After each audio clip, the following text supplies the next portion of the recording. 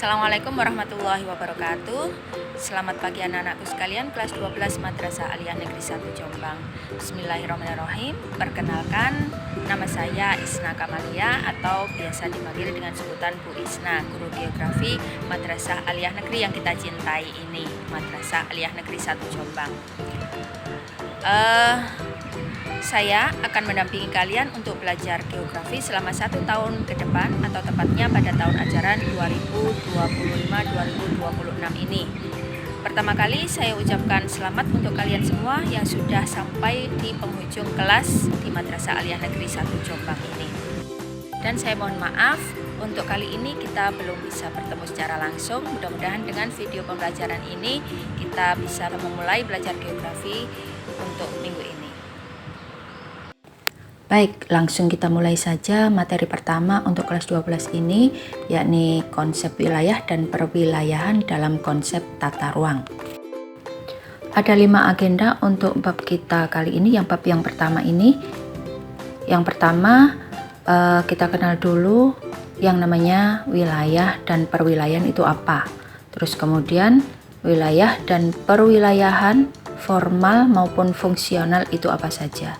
Yang kedua, tata ruang wilayah itu apa? Yang ketiga, pembangunan wilayah. Yang keempat, perencanaan tata ruang di Indonesia. Dan yang kelima atau terakhir, nanti permasalahan tata ruang di Indonesia itu apa saja. Kita analisa bersama-sama. Kita memang sudah sering mendengar istilah wilayah, namun kita perlu luruskan dan kita pahami bersama-sama apa sih itu wilayah. Yang dimaksud dengan wilayah itu yang bagaimana sih? Nah, itu yang perlu kita luruskan bersama-sama, maksudnya kita bahas bersama-sama. Dalam konsep kita, wilayah itu di mana sih? Wilayah itu kan ada di bumi. Nah, berarti ya wilayah itu bagian yang ada di permukaan bumi ini, terus mempunyai fungsi atau ciri-ciri tertentu bagi khususnya kehidupan di permukaan bumi. Nah, bagian dari permukaan bumi dengan batas-batas tertentu tadi itu dibagi menjadi 3 macam menurut para ahli. Yang pertama disebut dengan istilah wilayah formal, yang kedua wilayah fungsional, dan yang ketiga wilayah vernakuler. Apa itu wilayah formal? Nah, wilayah formal di sini adalah wilayah. Tadi kan wilayah adalah bagian dari permukaan bumi yang mempunyai karakteristik tertentu. Nah, di sini yang disebut wilayah formal. Wilayah formal itu berarti wilayah yang mempunyai ciri homogen atau dicirikan homogenitas, kesamaan ciri baik yang melekat pada manusia maupun yang melekat pada alam. Ciri tadi melekat pada manusia. Misalnya kita sebut wilayah Sunda. Maka wilayah Sunda ini yang dimaksud dengan wilayah Sunda adalah orang-orangnya menggunakan bahasa Sunda. Itu yang melekat pada manusia. Demikian juga wilayah Batak, wilayah Jawa dan sebagainya. Terus kemudian yang wilayah formal dicirikan alam. Itu misalnya wilayah padang pasir. Berarti daerah-daerah yang berpasir itu namanya padang pasir.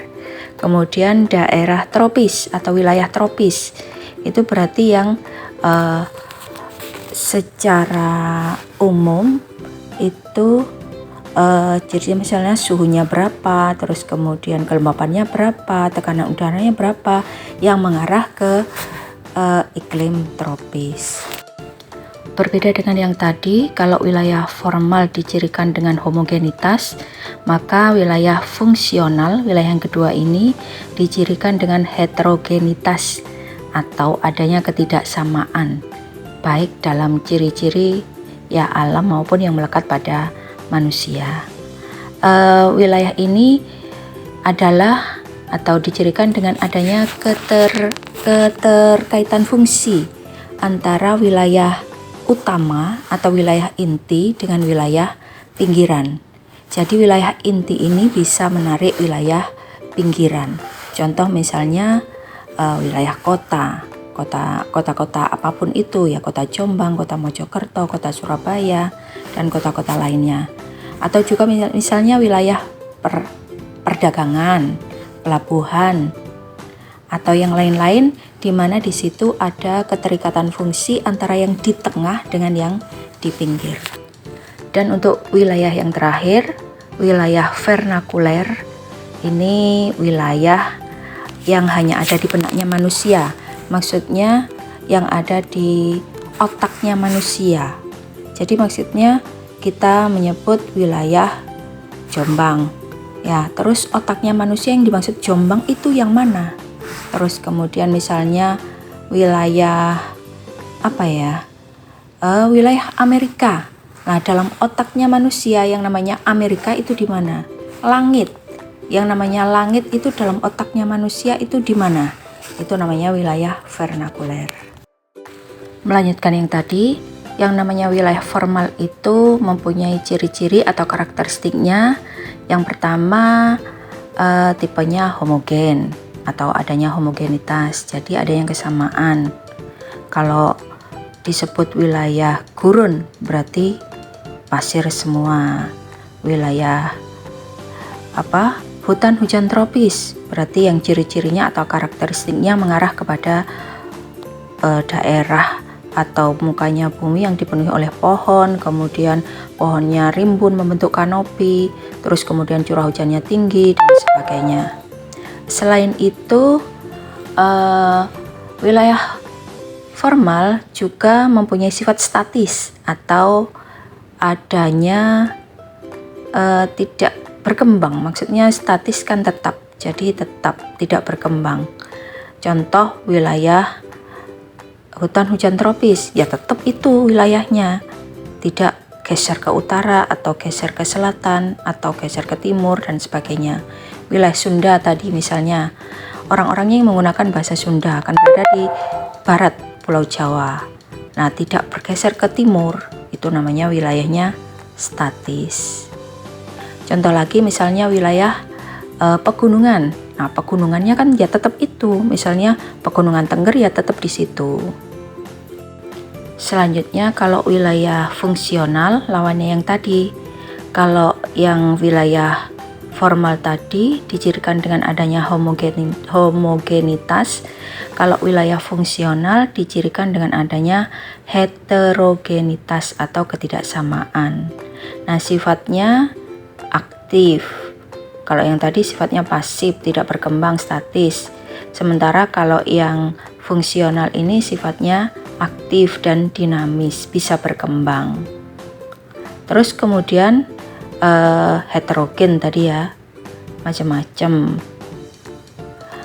Contohnya misalnya kayak wilayah Jombang, kota Jombang. Tadi contoh wilayah fungsional misalnya kayak kota, terus pelabuhan, kawasan perdagangan dan sebagainya. Wilayah Jombang, contohnya wilayah Jombang ya. Yang namanya wilayah Jombang itu yang mana sih? Orang bilang Jombang itu yang mana sih? Kan yang rame-rame itu yang kalau misalnya kayak Wonosalam itu kan bukan disebut dengan istilah Jombang tapi Kabupaten Jombang. Nah, kalau yang namanya orang ke Jombang ya ke tempat yang rame-rame itu tadi. Nah, tempat yang rame-rame di Jombang itu kan semakin lama semakin luas. Semakin ke timur, semakin ke barat, semakin ke selatan, semakin ke utara, dari waktu ke waktu, atau mungkin kalau kita ingat ya dari kecil sampai sekarang sampai besar ini, kota Jombang kan semakin lama semakin berkembang. Nah, itu yang dimaksud dengan wilayah fungsional, yakni wilayah yang difungsikan untuk peruntukan tertentu. Nah, ini konsep wilayah fungsional atau wilayah yang difungsikan tadi. Disebut juga dengan wilayah nodal. Ada 3 bagian di dalamnya. Yang pertama nodus atau nodal tadi, nodus. Ini bagian inti di tengah yang mempunyai keterkaitan fungsi dengan yang di pinggir-pinggirnya. Kemudian yang kedua internal area atau yang di sekitarnya nodus. Kemudian external area yang terluar, atau di bagian luarnya internal area. Jadi wilayah fungsional ini harus mempunyai nodus atau mempunyai inti. Contoh kota Jombang. Tadi yang dimaksud dengan Jombang, yang dimaksud dengan orang-orang luar mengatakan yang namanya Jombang itu yang mana sih? Misalnya orang Ngoro atau orang dari Wonosalam kalau hari raya mau ke Jombang. Nah, yang dimaksud mau ke Jombang itu yang mana? Itulah yang dinamakan dengan nodus. Ya, yang dimaksud ke Jombang ya tentunya yang ke bagian rame-rame itu, yang di pasar, kemudian pertokoan, ada tempat-tempat, gedung-gedung pemerintahan dan sebagainya. Nah, itu yang namanya Jombang menurut konsep wilayah fungsional. Itu mempunyai keterkaitan fungsi dengan wilayah-wilayah lain di pinggirnya atau wilayah pinggiran. Jadi wilayah-wilayah pinggiran itu mempunyai keterikatan dengan yang nodal atau yang nodus, yang inti tadi. Kalau yang inti berkembang, tentunya pinggirannya juga ikut berkembang. Atau cara kasarnya, orang-orang di daerah sekitar Jombang, ya kota-kota kecil di wilayah Kabupaten Jombang, pedagangnya misalnya dari Ngoro, dari Ngudo, dari Perak dan sebagainya, kalau memerlukan barang pulaannya ke Jombang. Jadi kalau Jombang semakin besar, maka wilayah kota-kota kecil, kota-kota satelit di sekitarnya itu juga ikut berkembang. Ya, wilayah sebagai ruang. Ruang itu apa sih? Ruang itu ya tempat kita bisa bergerak, tempat kita bisa berkreasi, tempat kita bisa berkembang dan sebagainya, itu namanya ruang. Dan wilayah ini sebagai suatu ruang. Nah, untuk memahami ini kita ada beberapa istilah di sini. Wilayah tadi, wilayah kan ruang ya. Ruang tempat kita bergerak, bernafas, berkembang biak, berkembang juga dalam hal apapun itu. Terus kemudian mempunyai karakteristik tersendiri yang sudah kita bahas dengan wilayah formal dan wilayah fungsional tadi. Kemudian daerah. Daerah itu apa sih? Daerah itu misalnya ya daerah Jawa Timur, daerah Jawa Barat, daerah Jombang, daerah Mojokerto. Berarti secara administratif kita batasi dengan lingkup, oh daerah ini daerah Jombang, oh daerah ini daerah Mojokerto dan sebagainya. Itu posisi sesuatu itu di mana? Misalnya alamat rumah, alamat sekolah itu berada di misalnya sekolah atau madrasah kita ya, madrasah kita sebut madrasah. Madrasah kita itu lokasinya di mana? Di Jalan Dr. Wahidin Sudirohusodo nomor 2 Jombang. Nah, itu namanya lokasi atau posisi tepatnya di mana. Regionalisasi atau perwilayahan. Yang dimaksud dengan regionalisasi atau perwilayahan itu menentukan batas-batas wilayah atau juga disebut pengklasifikasian wilayah, pengkotak-kotaan wilayah. Batas Jombang ini, batas Mojokerto ini. Terus kemudian itu kalau administratif ya. Misalnya dalam Kabupaten Jombang kan ada kota besar, kota utamanya kan Jombang. Ada kota Ngoro, yang lebih kecil, ada kota Cukir, ada kota Perak dan sebagainya. Oh ya, dalam bahasa Inggris ada city itu kota yang besar, terus ada town kota yang kecil, oh bukan kecil tapi sedang, ada township yang lebih kecil lagi. Kalau Jombang itu town. Terus kemudian yang di bawahnya, yang township itu misalnya Ploso, Cukir, Ngoro, Ngudo, Mekaluh itu township.